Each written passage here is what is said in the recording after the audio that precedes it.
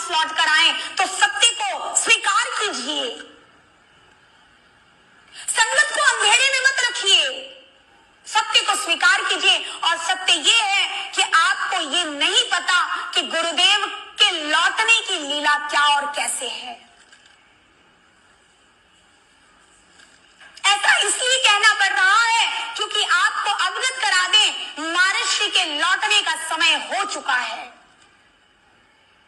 अब जो समय हो रहा है या विलंब हो रहा है, हमने बहुत विचार करके आज से सप्ताह दिन पहले ही हमको लाइव आ जाना चाहिए था। महर्षि ने सप्ताह दिन से बहुत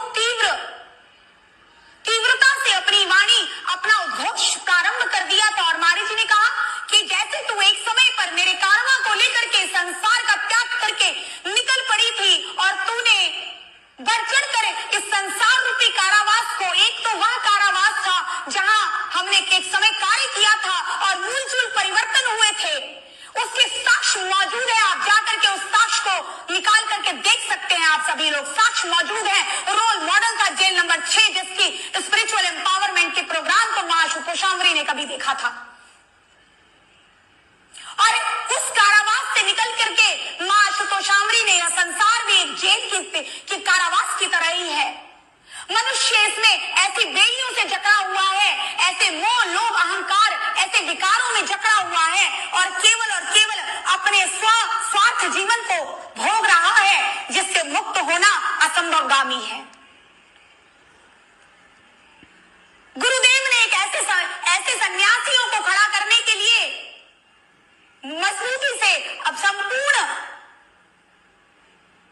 का सामर्थ्य दिया और आवाहन किया महर्षि ने कहा कि त्याग कर अब तुझे केवल मात्र इस दायरे तक कैद नहीं रहना है, तुझे आगे बढ़ना होगा, क्योंकि यह समाज अभी तेरी बात नहीं सुनेगा, नहीं समझेगा। तुझे आध्यात्मिक रूप से, गुरु महाराज जी ने कहा, तुझे आध्यात्मिक रूप से ऐसी रेखा खींचनी होगी और ऐसा वर्ग खड़ा करना पड़ेगा। मेरी ही कई ऐसी संतानें हैं, मेरे ही कई ऐसे शिष्य हैं जिनको तुझे उठाना होगा, खड़ा करना होगा, जिनको मैंने अनेक प्रकार की कार्य सौंपे थे, परंतु उनको नासमझी के कारण उखाड़ कर फेंक दिया गया है। तू उठ और तू कारवां को संभाल और संभालने के लिए आगे बढ़ चल।